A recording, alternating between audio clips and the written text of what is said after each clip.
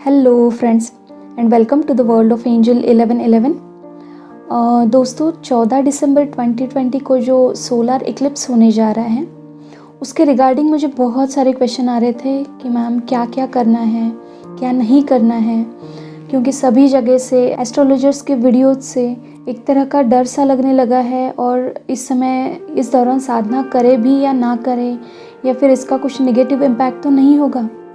तो ये सारे क्वेश्चंस बार बार आ रहे थे, तो सोचा कि एक वीडियो बना के आप सभी को मैं आंसर दे दूं। ठीक है, तो देखिए ये जो सोलर इक्लिप्स आ रहा है ये 14 दिसंबर 2020 को बेसिकली अंटार्कटिका या फिर ब्राज़ील, पेरू, अर्जेंटीना और बाकी कुछ रीजन में दिखने वाला है। चूँकि ये भारत में नहीं दिखने वाला तो इसके जो इफ़ेक्ट्स हैं वो हमारे यहाँ इतने नहीं होंगे। ठीक है, इतने नहीं होंगे, थोड़े बहुत तो बिल्कुल होंगे।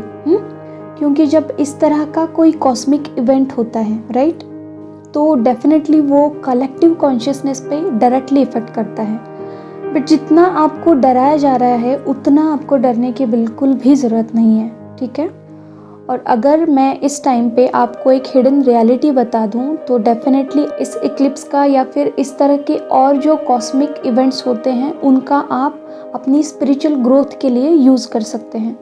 और मैं चाहती हूँ कि आप इन 3-4 दिनों में बिना डरे अपनी जो सोल ग्रोथ है उस पर कॉन्सेंट्रेट करें। ठीक है, तो वो हिडन रियलिटी ये है कि जो भी इस तरह के इक्लिप्सेस होते हैं या फिर कॉस्मिक इवेंट्स होते हैं उनका अपनी साधना में सफलता प्राप्त करने के लिए बहुत ही बेहतर उपयोग किया जा सकता है।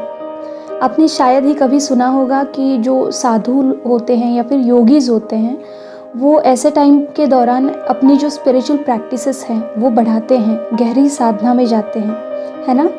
क्योंकि उनको पता होता है कि बाकी जो टाइम होता है रेस्ट ऑफ द टाइम से ये कॉस्मिक जो इवेंट्स होते हैं उनका टाइम बहुत ही जल्दी उनको सफलता देता है और बहुत पावरफुल होता है। तो इस दौरान आपको क्या करना है, अगर आपने कोई स्पिरिचुअल प्रैक्टिस सीखी है, कोई दीक्षा ली है, तो सिंपली आपको उस प्रैक्टिस को बढ़ाना है राइट।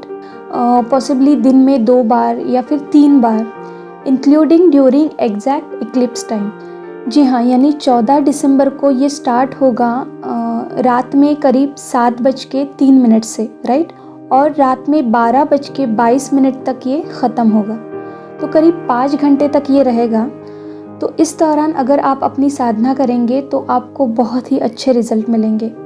इसके बगैर अगर आपने किसी प्रकार की स्पिरिचुअल प्रैक्टिस की दीक्षा नहीं ली है राइट, कोई साधना नहीं सीखी है, तो सिंपली आप मंत्र जाप कर सकते हैं इस टाइम पे और दिन में 2-3 बार। ठीक है, आप एक तो ओम का जाप कर सकते हैं या फिर आपको जो मंत्र अच्छा लगे आप उसका जाप कर सकते हैं।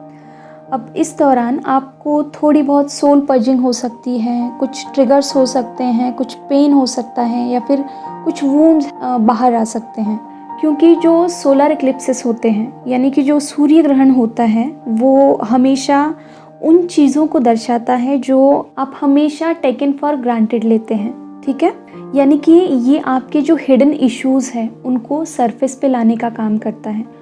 तो घबराने की बिल्कुल भी ज़रूरत नहीं है। अगर ट्रिगर्स होते हैं it's okay, let them come, just accept them.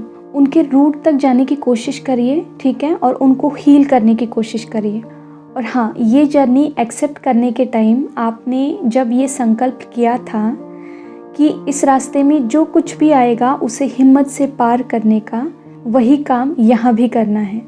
इस पेन को, पर्जेस को, ट्रिगर्स को एक्सेप्ट करके उनको हील करके उनसे परे उठना है ना। तो इस पावरफुल टाइम का उपयोग अपनी सोल ग्रोथ के लिए करें और अपनी जो स्पिरिचुअल प्रैक्टिसेस हैं, साधना है, उन पे फोकस करें without any worry and doubts. ठीक है, तो चलिए आज के लिए इतना ही। खुद का ध्यान रखिए, खुद को सेफ रखिए। God bless you all of you. Deep thanks to Reiki Angel, Dr. Mikao C, and all Holy Masters. Thank you.